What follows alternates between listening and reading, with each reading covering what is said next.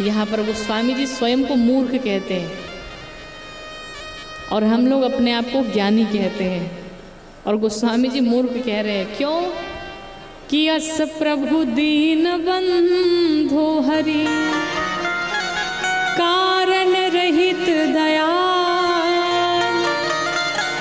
तुलसीदास सठते ही भजो छाड़े कपट जंजाल। रे मूर्ख तुलसी, जो भगवान बिना कारण ही प्रेम करने वाले हैं, उस भगवान को तुम भूल बैठे और संसार के प्रपंच में पड़े हो। जो संसार के लिए तुम कुछ भी कर लो, तुम्हारा कभी साथ देने वाला नहीं है। पत्नी अगर कुछ उल्टा करे तो पति की नहीं बनेगी, पति अगर उल्टा करे तो पत्नी की नहीं बनेगी। बच्चों के लिए आप सब कुछ कर दीजिए, फिर भी बच्चे कहेंगे कि मुझे ये चीज़ें अपडेट जो आजकल मार्केट में चल रही वो तो दिलाए नहीं। आप अपने बच्चों से कहें, अरे हमने तुम्हें पढ़ाया है, पढ़ा रहा हूँ, अच्छे कॉलेज में तुम्हारा एडमिशन कराया है। बच्चे कहेंगे ये सब तो काम हर माता पिता करते हैं, आप कौन सा नया कर दिए, आपने मेरे लिए किया ही क्या है। 2 शब्द आजकल बच्चों के होते हैं, क्या किया मेरे लिए, फ़ोन दिलाया क्या महंगा वाला, नहीं दिलाया ना, तो फिर पैदा क्यों किया। नॉर्मल सी चीज़ है ये बच्चों के लिए। पर उसी परिवार के लिए हम न जाने किस किस के साथ बुरा करते हैं, उन्हीं बच्चों के लिए, उसी पत्नी के लिए। फिर भी संसार किसी के लिए 100 बार करिए, आप 100 बार उपकार कर दीजिए, पर अगर एक बार आपने मना कर दिया तो आपका 100 बार का किया हुआ बराबर हो जाएगा, उसकी कोई गिनती नहीं है। और जो एक बार बुरा किया, एक बार नहीं किया, वही रिपीटेशन होगा।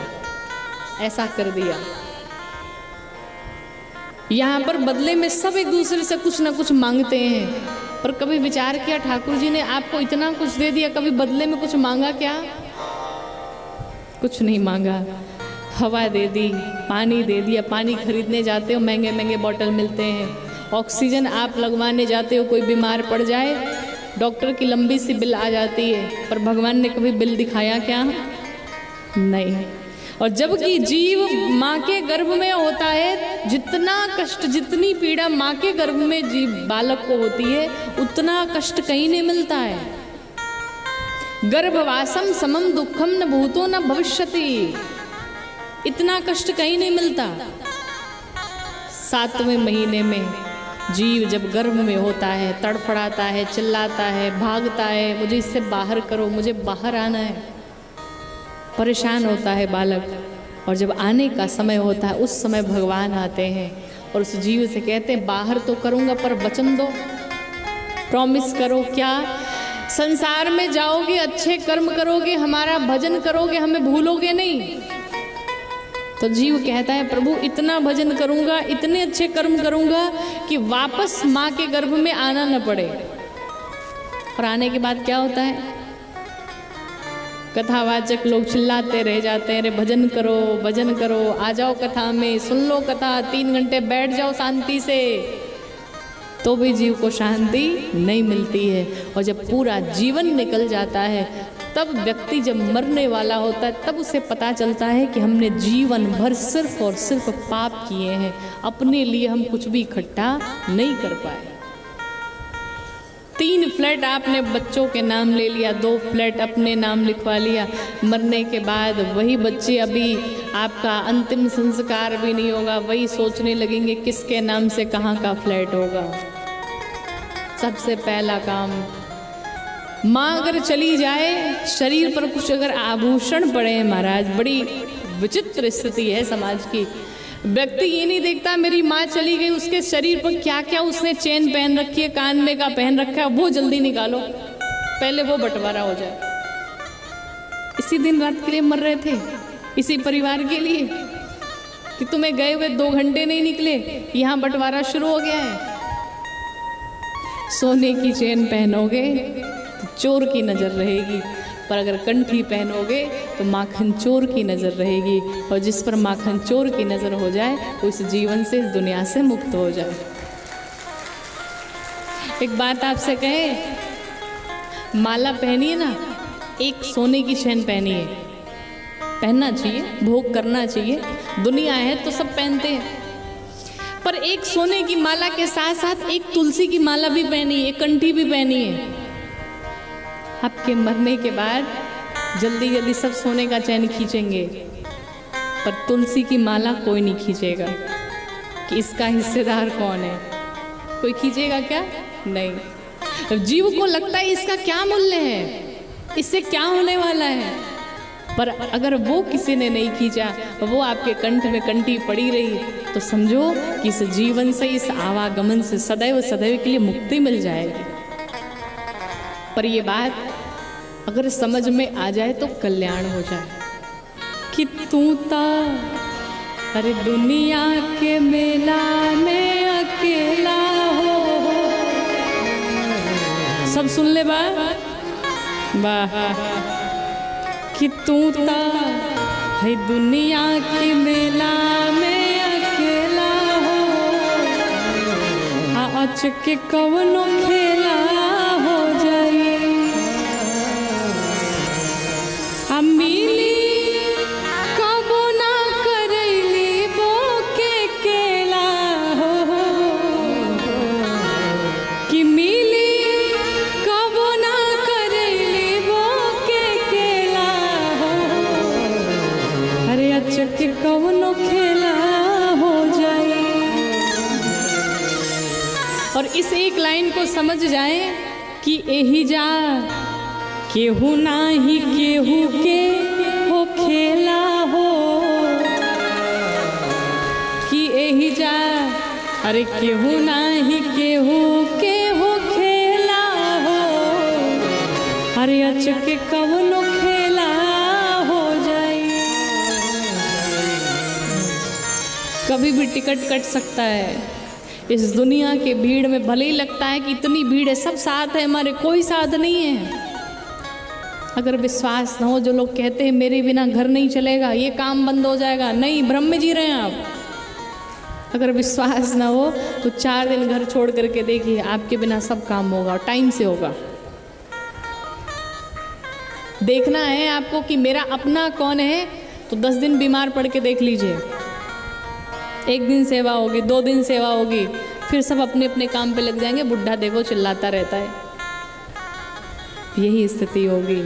इससे ठाकुर जी के शरण में अब भी समय है, चले जाइए, भगवान तब भी मुक्त कर देंगे। अगर एक बार भगवान कहते, एक बार कोई जीव हमारी शरण में आकर के समर्पण भाव से कह दे, प्रभु हम आपके, आप हमारे, मैं उसके सारे जितने गुनाह, जितने पाप होते सब क्षमा कर देता हूँ। जब मृत्यु आएगी, मैंने पहले दिन भी कहा था कि लोग कहते टाइम नहीं है, नहीं महाराज, जब मृत्यु आएगी तो आपके पास टाइम लेने की जरूरत ही नहीं पड़ेगी, खुद ही टाइम निकल जाएगा, चले जाओगे। जितना बिजी बिजी बिजी बिजी हुए जा रहे हो, एकदम फ्री हो जाओगे, फिर कोई पूछने वाला नहीं मिलेगा। आप नहीं थे तब भी काम हो रहा था, आप हैं तब भी हो रहा है, नहीं रहोगे तब भी होगा।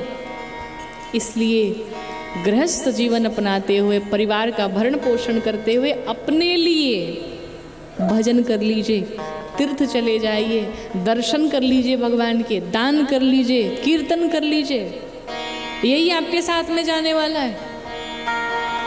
गरुड़ पुराण में एक प्रसंग आता है, एक वृक्ष पर तोता बैठा था, तो अचानक से यमराज जी ने देखा और तोते को देख करके मुस्कुरा दिए।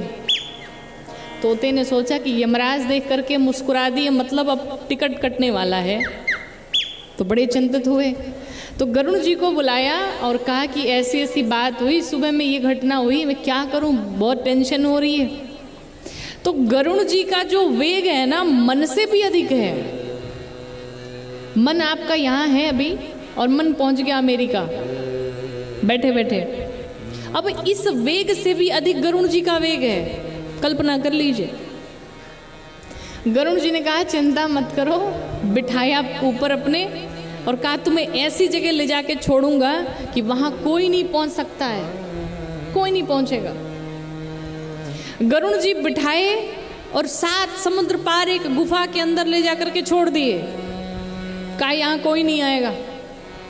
पहुँचे यमराज के पास और जाकर के यमराज से कहा एक बात पूछना चाहता हूँ। पूछिए। कहा आज सुबह आज आप मेरा मित्र है तोता, आप उसे देख करके मुस्कुरा रहे थे, क्या कारण है इसका? यमराज मुस्कुराते हुए कहे महाराज मैं इसलिए मुस्कुरा रहा था कि उस तोते की मृत्यु आज होने वाली है, पर पता है कैसे होगी? 7 समुद्र पार एक गुफा के भीतर एक बिल्ली के काटने से होने वाली है। और मैं सोच रहा था कि ये बेचारा तो अभी पेड़ पर बैठा, ये पहुंचेगा कैसे 7 समुद्र पार? गरुण जी ने कहा अभी छोड़ के आ रहा हूं। पहुंचा के आ गया। बस इतना ही जान लीजिए, मृत्यु को जब आना होगा आपसे पूछ के नहीं आएगी, आपको बता के नहीं आएगी। राजा परीक्षित ये कैसे हुए जिन्हें पता है कि 7 दिन से पहले मैं नहीं मर सकता, कुछ भी हो जाए, धरती पलट जाए पर मैं जीवित रहूंगा, उन्हें ये पता है, कंफर्म है। पर यहाँ हम पूरे जीवन की बात करते हैं, पर यहाँ अगले क्षण का भी ठिकाना नहीं है कि अगले क्षण में क्या होने वाला है। तो जब ये नहीं पता कि हम कब मरेंगे तो फिर भजन का टाइम क्यों रख दिया कि 60 के बाद करेंगे? 60 के बाद तो गवर्नमेंट भी रिटायर कर देती है और यहाँ बैठो 60 के बाद भजन करेंगे, कुछ नहीं होगा। जो करना है युवानी में कर लीजिए, भजन युवानी का है, बुढ़ापा का नहीं है। बुढ़ापे में ना घुटने से चला जाएगा, ना तीर्थस्थल पे जा पाओगे, ना दर्शन कर पाओगे, ना कीर्तन कर पाओगे बैठ करके, ना जप कर पाओगे।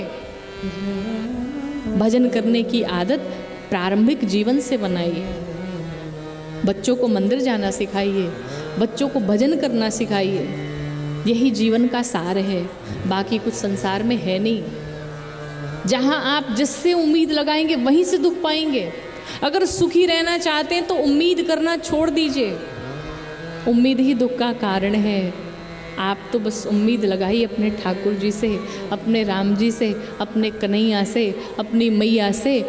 वहाँ से आपको निराशा नहीं मिलेगी। बाकी दुनिया वाले तो सिर्फ निराशा ही करेंगे। यही बात गोस्वामी जी भी स्वयं को समझा रहे हैं कि भगवान कितने करुणा निधान हैं, कितने कृपालु हैं।